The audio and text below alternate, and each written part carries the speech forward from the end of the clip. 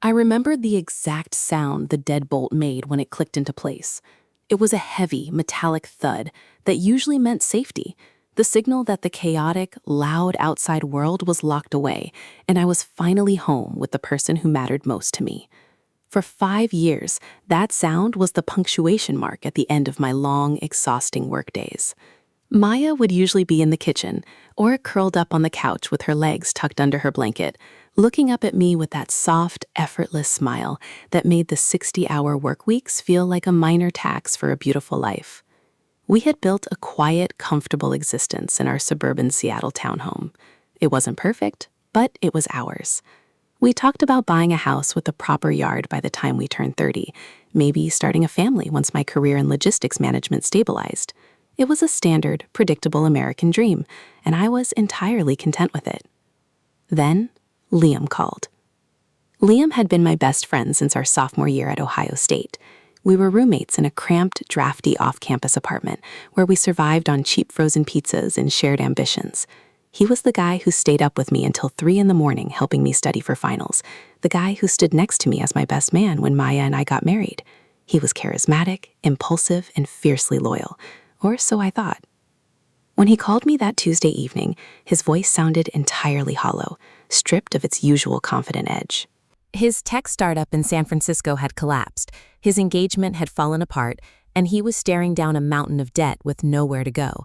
He needed a place to crash for a couple of weeks, just to get his feet underneath him, to breathe and figure out his next move. I didn't even hesitate. I didn't even consult Maya before telling him to pack his bags and drive up. When I told her later that night, she hesitated for a brief second, a faint shadow crossing her face. But then she smiled and said, "Of course, he's family." The first few weeks were easy. It felt like a nostalgic throwback to our college days, just with better beer and a nicer television. Liam slept on our large L-shaped sectional sofa in the living room. He was incredibly respectful at first, keeping his area meticulously clean, buying groceries to contribute, and making sure he wasn't intruding on our space. On weekends, the three of us would sit around the kitchen island, drinking IPAs and laughing at old stories from our 20s. Maya, who had always been a bit reserved around my friends, really opened up. She laughed at his jokes, cooked extra food for dinner, and seemed genuinely happy to help him through his dark patch. I remember sitting back on the recliner, watching them banter about some indie movie they both loved, feeling an overwhelming sense of pride. I had a beautiful wife, a secure job, and I was able to shield my best friend when he was at his absolute lowest. I felt like a provider, a protector, but time has a way of blurring boundaries, especially in a shared living space. 2 weeks turned into 2 months. The tech market was brutal, and Liam's job search was turning up nothing but automated rejection letters. Slowly, the dynamic shifted. The neat stack of his clothes on the end of the couch became a permanent fixture. His laptop charger crawled across the coffee table. More than that, the schedule of our home began to warp. My promotion at work finally came through, which meant my hours doubled. I was leaving the house at 6 a.m. to beat the interstate traffic and not returning until 8 or 9 at night, my brain completely fried from managing supply chain crises. Liam, meanwhile, was home all day. Maya worked from home 3 days a week as a freelance graphic designer. At first, I thought it was great that she had company. When I would come home late, exhausted, and barely able to form a coherent sentence, Maya would tell me about her day. But Liam's name started appearing in every sentence. Liam helped her fix the leaking garbage disposal. Liam went with her to Trader Joe's to pick up ingredients for dinner. Liam listened to her complain about a difficult client and gave her incredible business advice. I was grateful. Truly I was. I felt guilty for working such long hours, for being too tired to engage in deep conversations when I finally crawled into bed. And I comforted myself with the thought that she wasn't lonely. I trusted them both implicitly. They were the two anchors of my life. The thought of anything deceitful happening under my roof never even crossed my mind. It wasn't even a buried insecurity. It was an impossibility. The subtle changes happened so gradually that I barely registered them. It was like watching water erode stone. It started with the way they looked at each other when I walked into a room, not with guilt, but with a strange shared understanding, like they were continuing a conversation that I had interrupted. Then there was the night I came home around 9 and the house was completely dark, except for a single candle burning on the dining table. They were sitting opposite each other, finishing a bottle of wine I had been saving for our anniversary. When I walked in, Liam jumped up, suddenly apologetic, saying he didn't realize how late it was and that he had offered to open the bottle because Maya had a stressful day. Maya just looked at me with a defensive tightness in her jaw, asking why I was always late. I apologized. I felt like the outsider in my own home, the intruder disrupting a peaceful evening. I went to bed alone while she stayed out there to help him clear the dishes. The turning point came on a rainy Thursday in late October. My regional manager called an unexpected meeting at 3 in the afternoon, only to cancel it 10 minutes later because he had to rush out for a family emergency. The entire office was given permission to pack up early and beat the weekend eve traffic. I felt a sudden, exhilarating wave of relief. I could be home by 4:30. I could surprise Maya. Maybe we could finally go to that upscale Italian restaurant downtown that we hadn't been to in months. I could show her that I was still present, that the job hadn't consumed me entirely. During the drive home, the rain was coming down in sheets, the windshield wipers clacking a frantic rhythm against the glass. I dialed Maya's number to tell her I was on my way, but it went straight to voicemail. I tried Liam next, thinking maybe they were out together, but his phone rang out until the automated operator took over. I figured they were just wrapped up in their own routines. I pulled into the driveway of our townhouse at exactly 4:20. The house looked dark from the outside, save for the faint glow of the kitchen window reflecting off the wet pavement. I unlocked the front door quietly, wanting to make it a genuine surprise. I stepped into the foyer, shaking the rain off my jacket and hanging it on the coat rack. The house was unnerving in its silence. The only sound was the distant hum of the refrigerator. I walked into the living room, noticing Liam's laptop open on the coffee table, a half-empty mug of coffee sitting next to it, still radiating a faint trace of warmth. Then I heard it. It was a muffled, rhythmic sound coming from upstairs. It wasn't a loud noise, but in the dead quiet of the house, it reverberated through the ceiling like a heartbeat. My stomach did a strange, sudden flip. It was an instinctive, primal reaction before my brain even processed what the sound could mean. I walked toward the stairs, my heart suddenly hammering against my ribs, each step feeling heavier than the last. The carpeted stairs absorbed the sound of my footsteps, making my ascent completely silent. As I reached the top of the landing, I realized the sound was coming from our bedroom. The door was cracked open just an inch, a sliver of warm light spilling out onto the dark hardwood of the hallway. I stood there for what felt like an eternity, paralyzed, the air in my lungs turning to ice. Through that tiny gap, I heard a voice. It was Maya. It wasn't the voice she used when she was talking to me about bills or groceries or her day. It was a breathless, intimate whisper, a sound I hadn't heard from her in over a year. And then I heard Liam's deep, low murmur responding to her, followed by the undeniable, heartbreaking sound of shifting sheets and shared breath. My hand reached out for the doorknob, my fingers trembling so violently I could barely grip the cold metal. Everything I knew about my life, every assumption of safety, loyalty, and love, vanished in that single, agonizing second. I stood outside that door for 5 seconds, maybe 10, but my brain stretched those moments into an eternity. In those few ticks of the clock, my mind tried to build a wall of denial. I told myself it was the television, or that they were up there looking for something in the closet, or that I was experiencing some kind of stress-induced hallucination brought on by 60-hour work weeks. But the human mind can only lie to itself for so long before reality shatters the illusion. The low, rhythmic creaking of our mattress and the muffled, breathless laughter that followed were entirely real. It was a sound that completely rewired my brain, burning a permanent scar into my memory. I didn't storm inside. I didn't kick the door off its hinges like you see in the movies. The sheer volume of the betrayal didn't breed instant rage. It bred a cold, heavy, paralyzing numbness. I leaned my forehead against the cool, dry wall of the hallway, feeling the vibrations of their movements through the structure of the house I was paying for. Every single monthly mortgage payment, every late night at the office, every sacrifice I had made to build a secure life for us crashed down on me. I was working myself into an early grave so my best friend could sleep in my bed, eating my food, and taking my wife. With trembling fingers, I pushed the door open another 3 inches. The hinges made a faint, microscopic squeak, but they were far too consumed by each other to notice. The gray afternoon light filtered through the blinds, casting long, fractured shadows across our bedroom. I saw Liam's back, his broad shoulders rising and falling, and I saw Maya's hands grip tightly around his shoulders. Her eyes were closed, her face flushed with an expression of intense, unbothered bliss, a look she hadn't given me in years. It was a completely domestic, casual scene of passion, occurring in broad daylight, in the middle of a Thursday, because they assumed I was trapped behind a desk 30 miles away. I stepped back into the shadows of the hallway.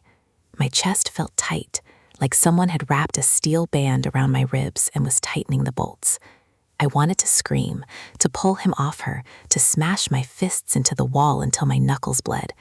But a strange survivalist instinct kicked in. If I confronted them right there, naked and caught in the act, they would have the immediate emotional release of being caught.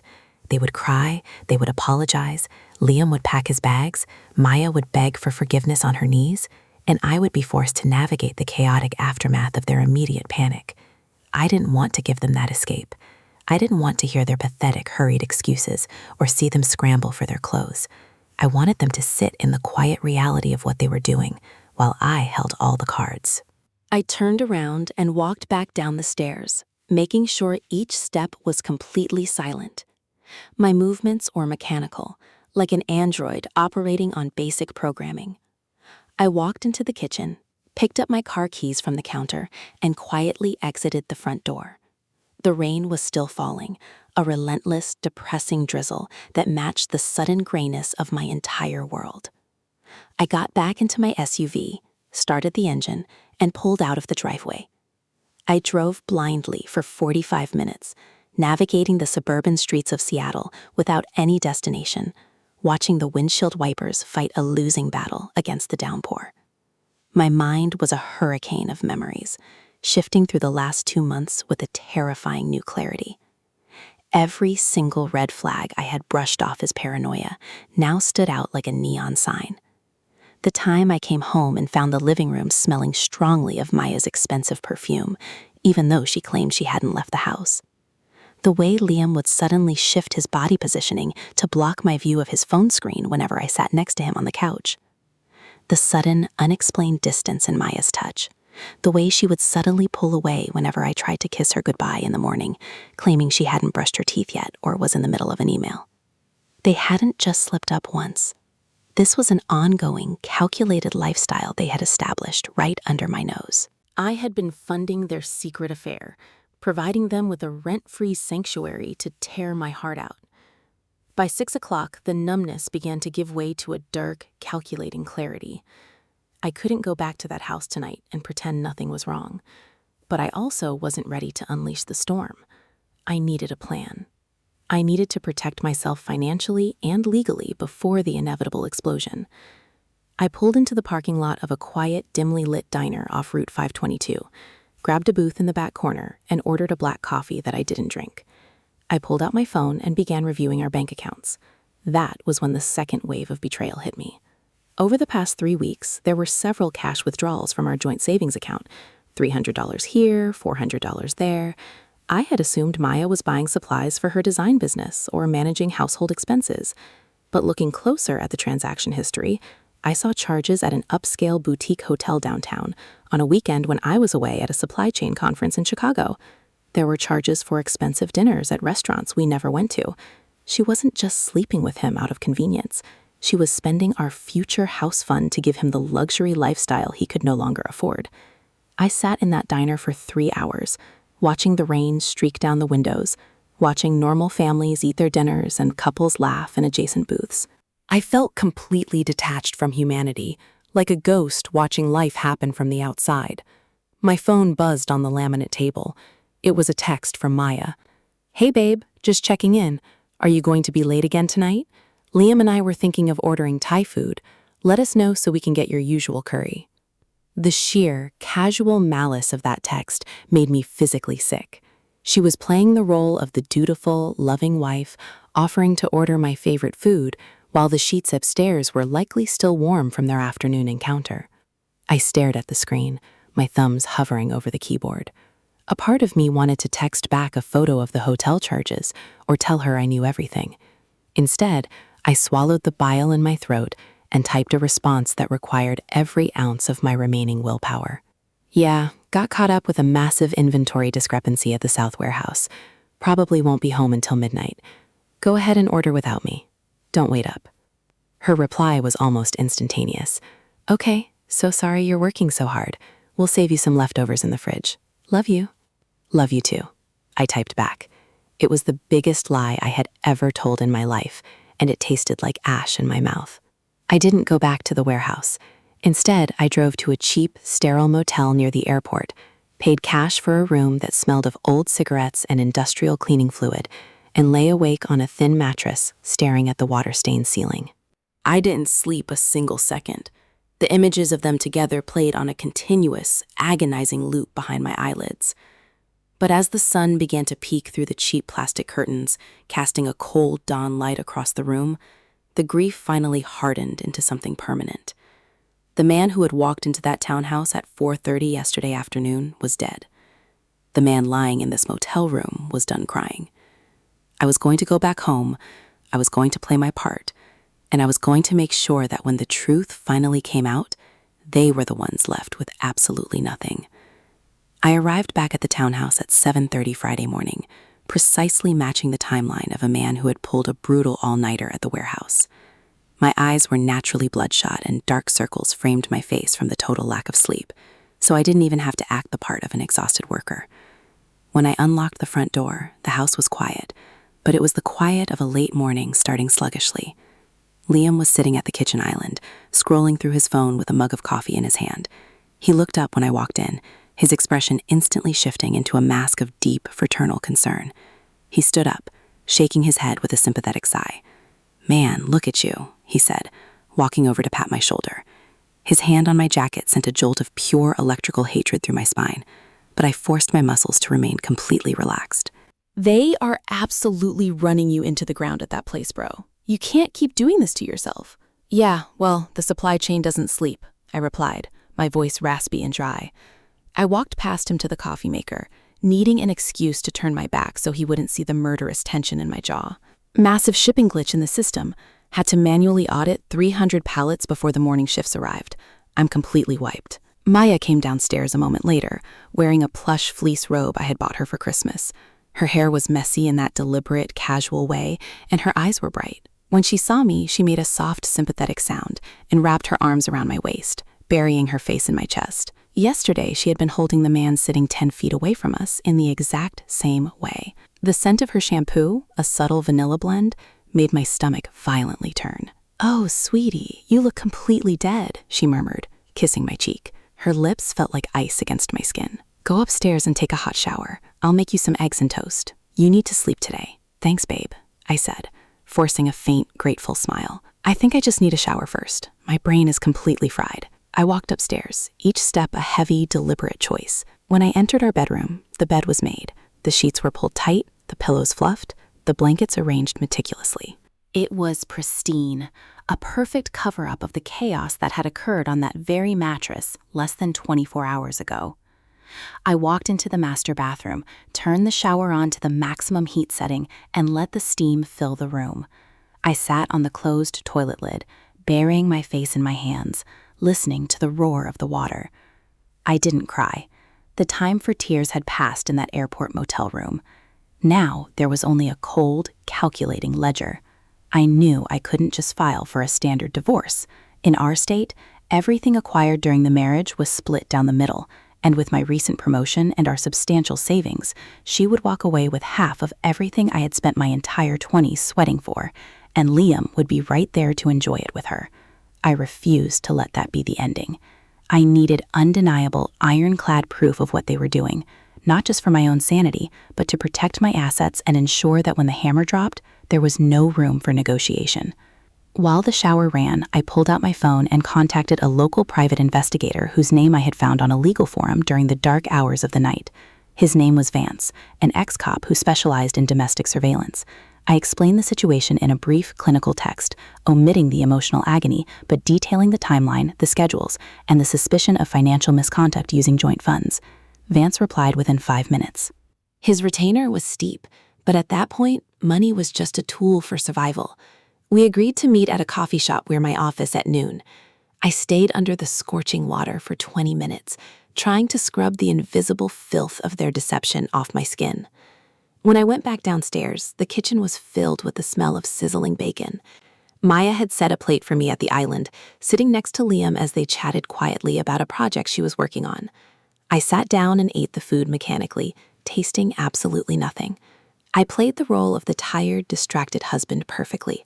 I nodded at Liam's unsolicited career advice, smiled at Maya's jokes, and fake yawned on cue. It was a masterclass in psychological warfare, and the fact that they had absolutely no idea made a dark, dangerous sense of power bloom in my chest. I have to head back into the office for a couple of hours around noon just to sign off on the audit paperwork, I said casually, wiping my mouth with a napkin. Then I'm taking the rest of the weekend entirely off. No emails, no phone calls, just relaxation. Good, Maya said, reaching across the counter to squeeze my hand. You deserve it, babe. Liam and I were actually thinking of checking out that new art exhibit downtown this afternoon, since the weather's supposed to clear up. We'll be out of your hair so you can get some real, uninterrupted sleep. Sounds like a plan, I replied. At 11 o'clock, I left the house again, pretending to head to the corporate office. Instead, I drove straight to the designated coffee shop. Vance was already sitting in a corner booth, a stout man with sharp, observant gray eyes and a faded navy blue windbreaker. He didn't offer any empty platitudes or fake sympathy. He was a professional, and I respected that immensely. I handed him a printout of the bank statements, highlighting the hotel charges and the cash withdrawals, along with a spare key to the townhouse and a detailed layout of our weekly schedules. They're going to an art exhibit downtown this afternoon, I told him, my voice completely level. They think I'm asleep at home or buried under paperwork at the warehouse. They are incredibly comfortable, which means they are sloppy. Vance nodded, sliding the papers into a leather briefcase. Comfortable is good for us, he said, his voice a low, gravelly baritone. It means they don't look over their shoulders. I'll have a vehicle on them within the hour. If they check into a hotel, or if they show any public displays of affection, I'll have it documented in high-definition video and digital stills. I'll also run a deep dive on your wife's personal devices if she's linked to any shared cloud networks. A cold realization hit me. Our iPad, I said suddenly. We have an old family iPad that sits on the nightstand. It's linked to her Apple ID for her design work. I never look at it, but it's synced to her text messages. Don't touch it yet, Vance warned, leaning forward. If she sees you looking at it, the game is over. Let me do my job first. Act normal, keep giving them the space they think they're stealing, and let them build the case against themselves. In a high-asset situation like yours, a documented pattern of marital waste, spending community funds on a paramour, changes the entire division of property conversation. We don't just want a confession, we want leverage. I shook his hand, paid the retainer in cash, and walked out into the cool afternoon air. For the next 4 days, I lived in a surreal, waking nightmare. I lived in the same house with the two people who had destroyed my life, playing the part of the oblivious, hardworking provider. I watched Liam drink my whiskey, watched Maya smile at me while texting him under the dinner table, and slept on the edge of our mattress, careful not to let any part of my body touch hers. Every night was a battle against the urge to scream, to grab a golf club and smash everything we had built together into kindling. But on Tuesday evening, while I was sitting at my desk at the warehouse, pretending to review shipping manifests, my personal phone vibrated. It was an email from Vance. The subject line simply read, "Case file summary." I opened the attachment. My breath caught in my throat as dozens of high-resolution images filled the screen. There were photos of them holding hands, walking through the downtown sculpture park. Photos of Liam leaning down to kiss her passionately against the side of my SUV in a parking garage. And finally, a time-stamped video clip of them entering a boutique hotel downtown at 2 in the afternoon, their arms wrapped tightly around each other's waists, looking like a couple deeply in love. But it was the text message logs Vance had pulled from the cloud backup that truly broke what was left of my spirit. There was a conversation from just 3 days ago, right after I had returned from my supposed all-nighter. Maya, he's so oblivious, it's almost sad. He actually believed the warehouse story. Liam, let him work. The harder he works, the more we get to play. I love you, beautiful. Soon we won't have to hide. I know. I'm just waiting for the right time to leave him. Once his year-end bonus hits the account next month, we can make our move. I sat in the silence of my dark office, the blue light of the monitor illuminating the digital evidence of my complete ruin. They weren't just having a reckless affair. They were actively planning to bleed me dry, waiting for my hard-earned money to hit the bank before discarding me like trash. A slow, terrifying smile crept across my face in the dark room. The grief was entirely gone, replaced by a pure, unadulterated venom. They wanted to wait for next month, but I wasn't going to give them another 4 weeks. The morning after I received Vance's file, I woke up with an eerie, calm focus. The emotional turbulence that had torn through me over the past week was completely gone, replaced by the precise, calculating mindset I used to untangle corporate supply chain disasters. They had a strategy, but theirs was built on the arrogant assumption that I was blind. Mine was built on documented facts and legal leverage.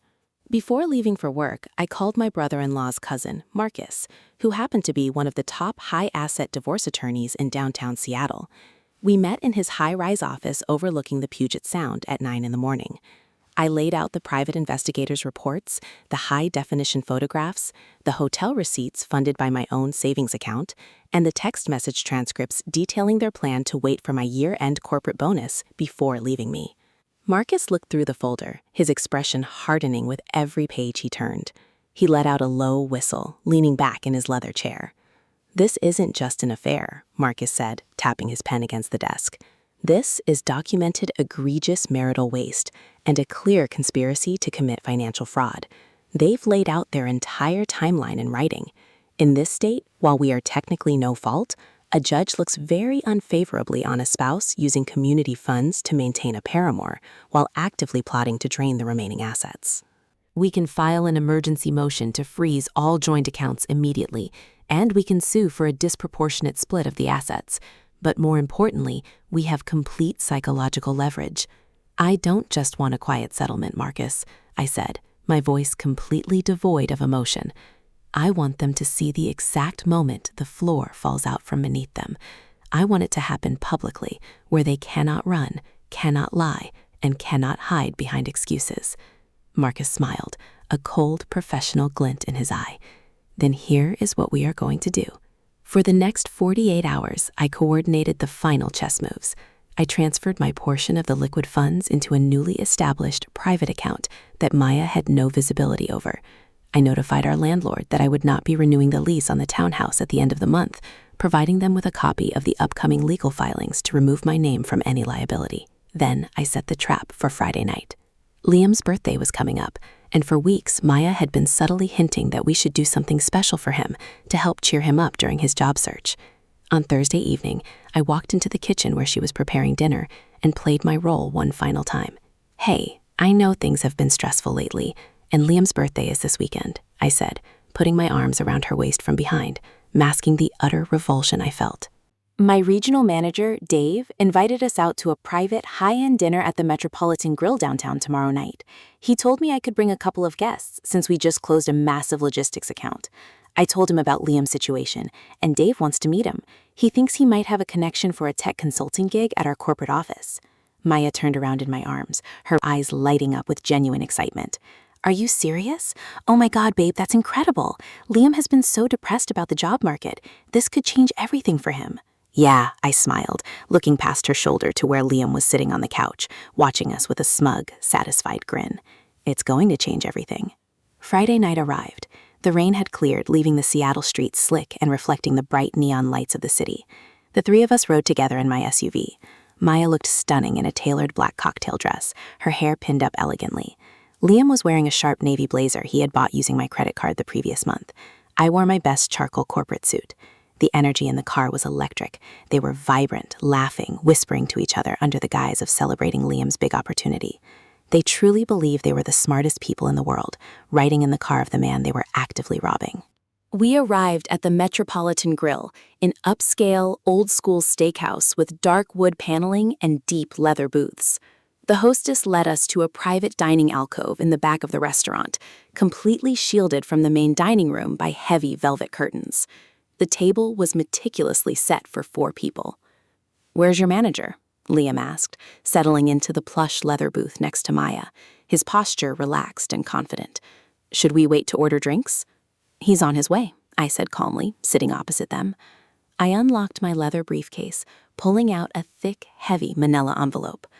"But before he gets here, I actually have a small birthday presentation for you, Liam, and a little anniversary surprise for you, Maya." Maya laughed, a light, melodic sound. "Babe, what are you doing? Our anniversary isn't for another 4 months." "I know," I said, sliding the heavy envelope across the white tablecloth until it rested precisely between their water glasses. "But I think you'll find the timing is perfect." Liam looked at Maya, a faint flicker of hesitation crossing his face for the first time. He reached out and opened the metal clasp of the envelope. He pulled out the contents. The silence that followed was absolute. On the very top of the stack was the high-definition, glossy photograph of Liam's car parked outside the boutique hotel, followed immediately by the time-stamped video stills of them kissing in the parking garage.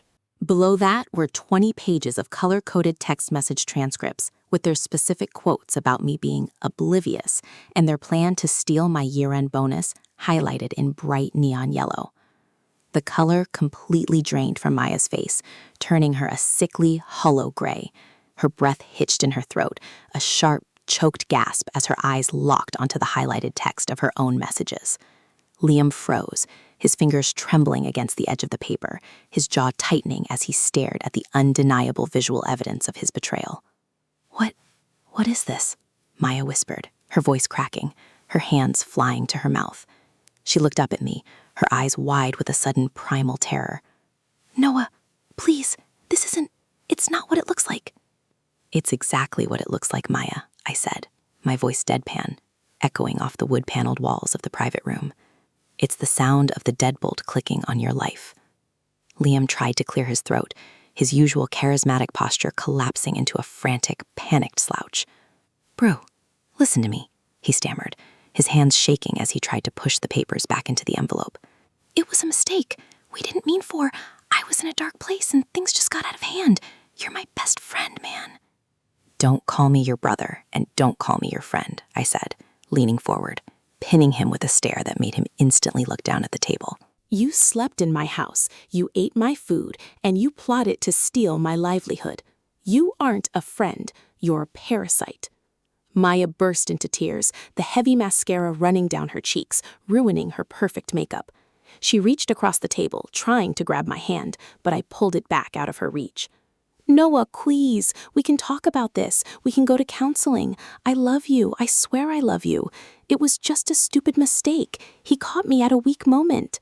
"You didn't look very weak in the boutique hotel on Tuesday afternoon, Maya," I replied, pulling my personal phone out of my pocket. "And you didn't sound very remorseful when you told him you were just waiting for my corporate bonus to drop before abandoning me." Right on cue, the velvet curtains of the private alcove parted. It wasn't my regional manager. It was Marcus, accompanied by a professional process server dressed in a dark suit. The server stepped forward, placed 2 identical legal folders on the table directly in front of Maya and Liam, and spoke in a calm, clear voice.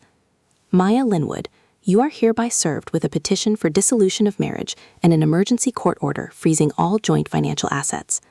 Liam Vance, you are hereby served with a civil summons for intentional infliction of emotional distress and a formal legal eviction notice from the property at 412 Oak Ridge Lane, effective immediately." The process server and Marcus nodded to me, turned around, and walked out of the restaurant, leaving the heavy curtains to sway in their wake.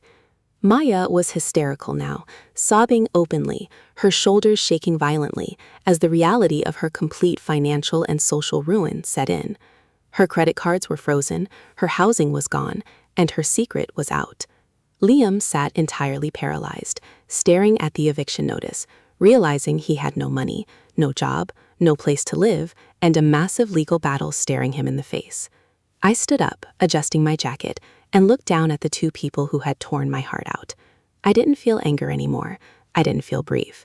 I just felt an incredible, weightless freedom. "The dinner is fully paid for," I said, tossing a single $100 bill onto the table next to the pile of affair photos. "Enjoy the steaks. You're going to need the energy for the walk home." I turned my back on them, walked through the velvet curtains, and stepped out into the crisp, cool Seattle night air. As I walked down the street toward a waiting rideshare car, leaving them behind in the dark room of their own making, I finally breathed a sigh of pure, untainted relief. My past was destroyed, but my future was entirely my own.